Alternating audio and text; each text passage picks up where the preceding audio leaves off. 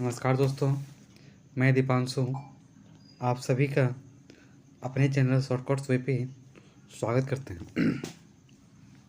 दोस्तों, रोज़ रात 10 बजे आपको MCQ बोलिए या PYQ बोलिए का वीडियो आपको मिलेगा, जिसमें हम GK GS दोनों मतलब कहने का अर्थ हुआ history, civics, geography, economics, physics, chemistry और बायोलॉजी का क्वेश्चन जो है टॉपिक बाय टॉपिक, ठीक ना, टॉपिक वाइज जो है हम वीडियो लाएंगे। जिसमें मान लीजिए कि हिस्ट्री का पहला चैप्टर जो होता है टॉपिक जो है पाषाण काल, उसका क्वेश्चन रहेगा। फिर उसी तरह हर एक सब्जेक्ट का टॉपिक जो है topic by topic, topic wise MCQ रहेगा। और MCQ में वही क्वेश्चन आपको मिलेगा जो विभिन्न एग्ज़ामों में मतलब किसी न किसी एग्ज़ाम में उसे वो क्वेश्चन पूछा गया है। चलिए, तो आज हम कवर करते हैं इतिहास के पहला टॉपिक जो है पाषाण काल और उनके क्वेश्चन को सॉल्व करते हैं। चलिए देखते हैं पहला क्वेश्चन क्या है। पाषाण काल का प्रारंभ, पाषाण काल का प्रारंभ किस काल में हुआ था, ठीक है ना। ऑप्शन ए है पूरा पाषाण काल, ऑप्शन बी है मध्य पाषाण काल, ऑप्शन सी है नवपाषाण काल, ऑप्शन डी है ताम्रपाषाण काल। तो पशुपालन का जो आरंभ हुआ था वो मध्य पाषाण काल में, किसमें, मध्य पाषाण काल में हुआ था। ठीक, आगे देखते हैं नेक्स्ट क्वेश्चन क्या है। एक ही कब्र से, दूसरा क्वेश्चन है, एक ही कब्र से 3 मानव कंकाल में निकले। मतलब एक ही कब्र से तीन मानव का अस्थि प्राप्त हुआ, वो जगह कौन सा है। तो ऑप्शन ए है सरायनहर, ऑप्शन बी है दमदमा, ऑप्शन सी है महदहा और ऑप्शन डी है लंगराज। तो दमदमा एक ऐसा स्थल है जहाँ से 3 मानव कंकाल एक ही कब्र से प्राप्त हुआ। तो वो कौन सा जगह है, वो जगह है दमदमा, दमदमा। चलिए ये दमदमा है यहाँ से। चलिए आगे क्वेश्चन देखते हैं क्या है कि मानव द्वारा प्रयुक्त सर्वप्रथम अनाज था। मतलब कि मानव द्वारा किस खाद्यान्न को, किस अनाज को पहली बार उसके द्वारा उपजाया गया था। ऑप्शन ए है गेहूँ, ऑप्शन बी है चावल, ऑप्शन सी है जौ, ऑप्शन डी है बाजरा।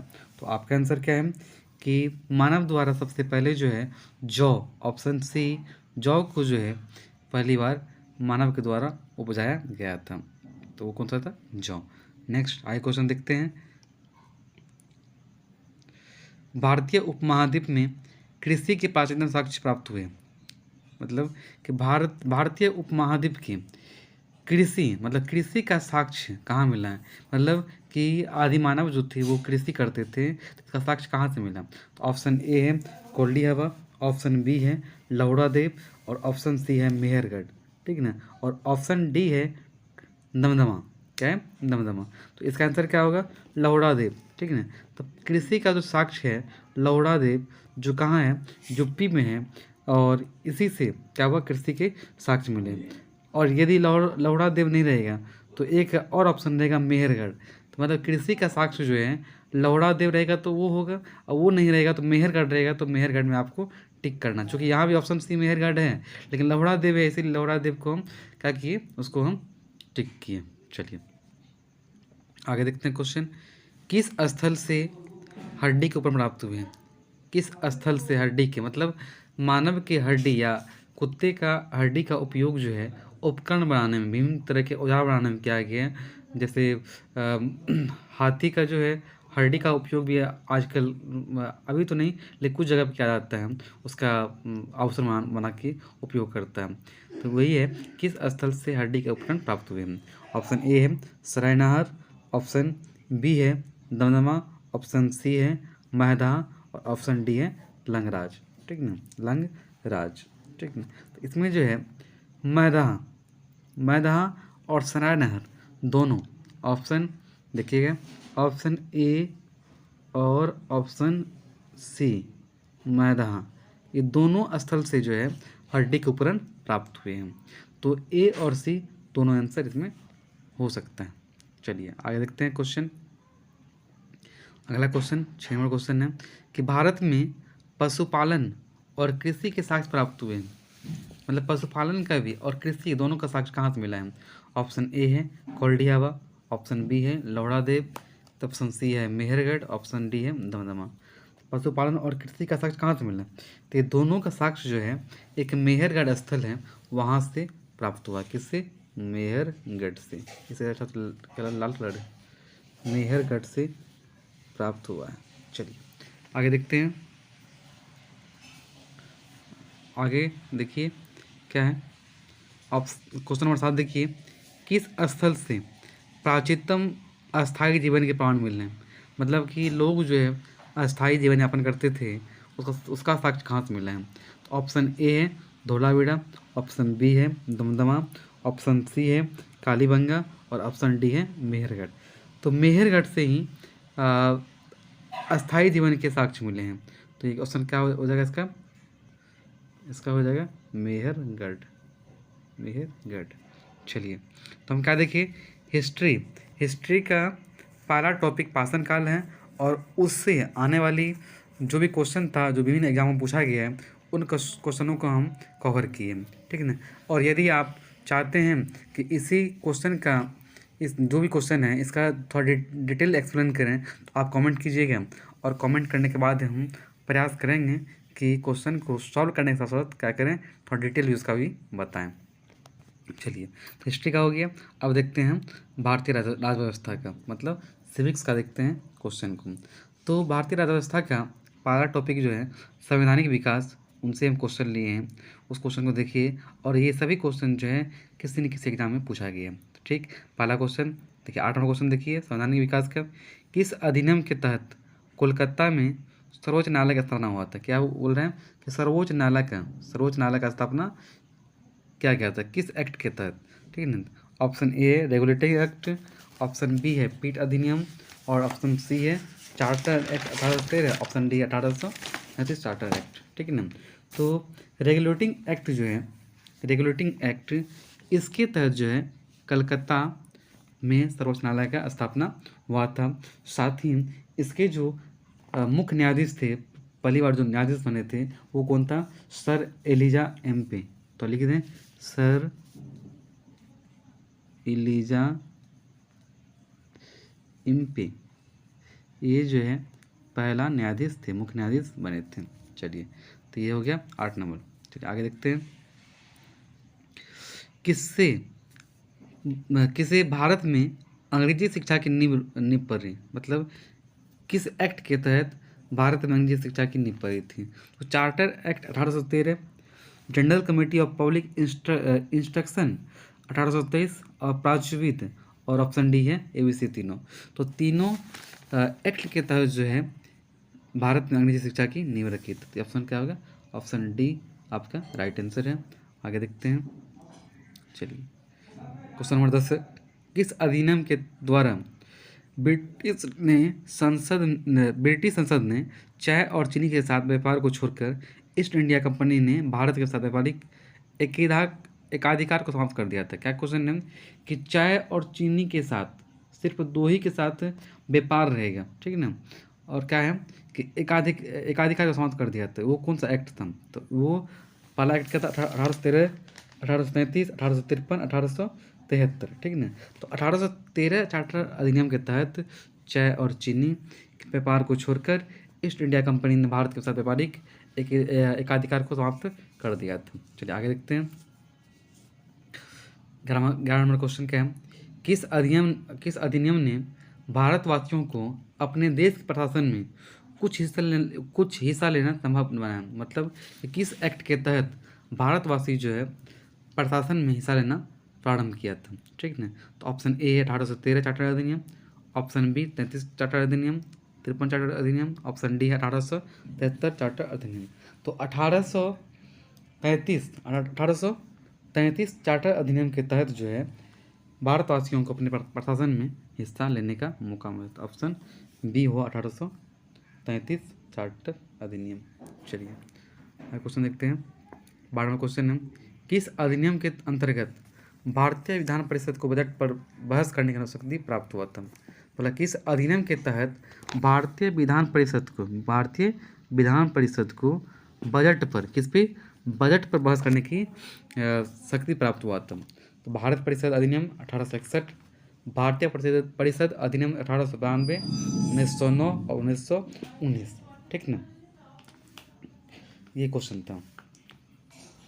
क्या होगा 1892। ठीक है ना, भारतीय परिषद अधिनियम 1892 के तहत भारतीय विधान परिषद में बजट पर बहस करने की अनुमति प्राप्त हो सकती प्राप्त हुआ। नेक्स्ट क्वेश्चन देखते हैं। किस एक अधिनियम द्वारा भारत में संघीय न्यायालय की स्थापना की गई थी? मतलब भारत में संघीय न्यायालय की स्थापना की गई थी। पहला क्वेश्चन कौन सी है? पहला ऑप्शन है भारत सरकार अधिनियम, ऑप्शन बी भारत सरकार अधिनियम 1909, भारत सरकार अधिनियम 1919, ऑप्शन डी है भारत सरकार अधिनियम 1935। ठीक है, इसमें जो है भारत सरकार अधिनियम 1935 के तहत जो है भारत में संघीय न्यायालय की स्थापना किया गया था। नेक्स्ट क्वेश्चन देखिए, 14 नंबर क्वेश्चन क्या है? भारत का संघीय न्यायालय किस वर्ष में स्थापित हुआ था? मतलब संघीय न्यायालय जो है स्थापना कब किया गया था? तो 1937 में स्थापना किया गया था। चलिए आगे क्वेश्चन जो है, चलिए इसमें थोड़ा सा लिखने में हम भूल गए। ये क्वेश्चन जो है भूगोल का है, क्वेश्चन नंबर 15 से क्वेश्चन जो है ये ज्योग्राफी का है, भूगोल का ये क्वेश्चन है। ठीक है ना, और उसका टॉपिक क्या है? समान परिचय से लिया गया। क्वेश्चन नंबर 15 क्या है? क्षेत्रफल की दृष्टि से भारत का विश्व के देशों में कौन सा स्थान है? मतलब क्षेत्रफल की दृष्टि से भारत का जो है विश्व में कौन सा स्थान है? तो विश्व में भारत का जो है 7वां स्थान है। ठीक है ना, 7वां स्थान है। और पहला स्थान जो है किसका है? रूस का है, फिर कनाडा का है, अमेरिका का है, चीन का है, ब्राज़ील है, ऑस्ट्रेलिया, उसके बाद जो है हमारा भारत क्षेत्रफल की दृष्टि से है। चलिए नेक्स्ट क्वेश्चन है, जनसंख्या की दृष्टि से भारत का विश्व के देशों में कौन सा स्थान है? जनसंख्या की दृष्टि से। ठीक है ना, तो ये कौन सा स्थान है? चलिए क्षेत्रफल हमको कम है लेकिन जनसंख्या में हम कोई कमी नहीं छोड़ते हैं। जनसंख्या की दृष्टि से हमारा स्थान जो है पूरे विश्व में चौथा स्थान है। कितना? चौथा स्थान है। पहला कौन सा होगा? चीन होगा, और चीन को भी हम बहुत जल्द पीछे छोड़ने वाले हैं। भारत में कितने गाँव हैं? भारत में कितने गाँव हैं? ऑप्शन ए है 5 लाख, ऑप्शन बी है 6 लाख, ऑप्शन सी है 7 लाख, ऑप्शन डी है 8 लाख। तो भारत में जो है लगभग 6 लाख से अधिक गांव हैं, 6 लाख से अधिक गांव। चलिए आगे देखते हैं। भारत का विस्तार। ठीक है, भारत का विस्तार पूछ रहा है। ऑप्शन ए है उत्तर पूर्वी गोलार्ध, ऑप्शन बी है उत्तर पश्चिमी गोलार्ध, ऑप्शन सी है दक्षिण पूर्वी गोलार्ध, और भारत ऑप्शन डी है दक्षिण पश्चिम गोलार्ध। तो क्या होगा? उत्तर पूर्वी गोलार्ध जो भारत का विस्तार है। ठीक है ना, इसका जो डिटेल आप चाहते हैं, ठीक है ना, तो कमेंट कीजिएगा, तो हम प्रयास करें इसका डिटेल हम थोड़ा सा आगे हम बताएं। चलिए आगे क्वेश्चन है, ध्रुवों से विषुवत रेखा की ओर बढ़ने पर देशांतर क्या है? देशांतर रेखाओं के मध्य की दूरी क्या होती है? बढ़ती है, घटती है, अपरिवर्तित रहती है, या कुछ नहीं? तो ध्रुवों से विषुवत रेखा की ओर बढ़ने पर देशांतर रेखा की मध्य की दूरी जो है वो क्या होती है? बढ़ती है। ऑप्शन। चलिए आगे क्वेश्चन है, किन्हीं दो समांतर अक्षांश रेखाओं के बीच की दूरी कितना है? Option A 180 kilometre, option B 111 kilometre, option C 0 kilometre, option D 307 kilometre. तो ऑप्शन बी जो है 111 किलोमीटर दो समांतर अक्षांश रेखाओं के बीच की दूरी होता है। चलिए इस क्वेश्चन देखिए, उत्तरी ध्रुव और दक्षिणी ध्रुव, उत्तरी ध्रुव और दक्षिणी ध्रुव ठीक है, दक्षिणी ध्रुव को मिलाने वाली काल्पनिक रेखा को क्या कहते हैं? उसे बोलते हैं प्रधान यामोत्तर रेखा बोलते हैं। ये ऑप्शन। चलिए तो क्या देखें अभी तक हम पहले हिस्ट्री का टॉपिक देखें, फिर सिविक्स का देखें, फिर ज्योग्राफी का देखें, और लास्ट में देखते हैं इकोनॉमिक्स का। पहला टॉपिक है आर्थिक विकास, और उससे हम क्वेश्चन लिए हैं कुछ, देखिए ट्राई कीजिए, सॉल्व कीजिए। कौन सा भारतीय अर्थव्यवस्था का प्रमुख लक्षण है? पूंजीवादी, समाजवादी, मिश्रित या गांधीवादी? तो हम जानते हैं कि भारतीय अर्थव्यवस्था जो है वो कैसा है? मिश्रित है। कैसा है? मिश्रित है। चलिए भारत में किस तरह का अर्थव्यवस्था है? तो भारत में किस तरह का है? मिश्रित अर्थव्यवस्था है। आगे देखिए, भारतीय अर्थव्यवस्था की विशेषता है। भारतीय अर्थव्यवस्था की विशेषता क्या है? कृषि की प्रधानता, उद्योग, प्रति व्यक्ति आय, बेरोजगारी। भारत में उद्योग कहाँ है? उद्योग के नाम पे जीरो है, ठीक है ना। तो क्या है? कृषि की प्रधानता और प्रति व्यक्ति आय और बेरोजगारी, ये तीनों ऑप्शन होगा। ए, सी और डी जो है भारतीय अर्थव्यवस्था की व्यवस्था है। चलिए आगे देखते हैं। आगे क्वेश्चन गायब हो गया। चलिए यहाँ पर रखते हैं। चलिए आज की क्लास में जो है हम 24 क्वेश्चन देखें। 24 क्वेश्चन में क्या देखें? हिस्ट्री का, सिविक्स का, ज्योग्राफी का और इकोनॉमिक्स का हम 25 क्वेश्चन सॉल्व किए, ठीक है ना। अब नेक्स्ट क्लास जो है हम मतलब क्या, एक वीडियो जो है मतलब एक क्लास लेंगे आर्ट्स का, मतलब जीएस जीके का, और एक क्लास लेंगे जीएस का, ठीक है ना। तो वीडियो को शेयर कीजिएगा और आप यदि इस चैनल पे न्यू हैं सब्सक्राइब बिल्कुल कर लीजिए, क्योंकि इसे बनाने में ठीक है बहुत टाइम लगता है, थोड़ा सा मेहनत जो है